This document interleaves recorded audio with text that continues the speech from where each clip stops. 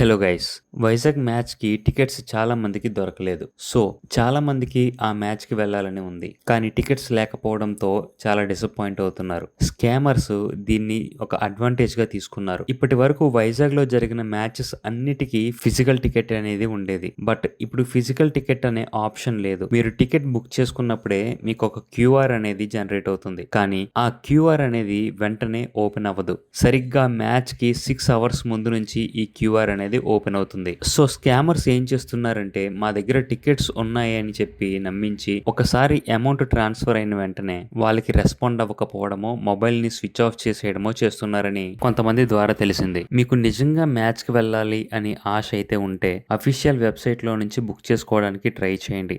అంతేకాని ఎవరైనా మా దగ్గర టికెట్ ఉంది, మేము ఇచ్చేస్తాము, అమౌంట్ ట్రాన్స్ఫర్ చేయండి అని చెప్తే మాత్రం మీరు అస్సలు చేయొద్దు. మీకు మరీ తెలిసిన వాళ్ళైతే తప్ప తెలియని పర్సన్స్కి అమౌంట్ అనేది సెండ్ చేయొద్దు. ఇప్పుడు ఫిజికల్ టికెట్ ఆప్షన్ లేదు కాబట్టి మీరు మోసపోయే ఛాన్సెస్ ఎక్కువ ఉన్నాయి. ఆల్రెడీ ఇప్పటికే ఉన్న రేట్స్ కంటే డబుల్ రేట్స్ పెట్టి టికెట్స్ ఇస్తామని చెప్తున్నారు. సో అలాంటివేమీ మీరు నమ్మొద్దు. కాబట్టి జాగ్రత్తగా ఉండండి. Thank you guys. Thank you for watching this video.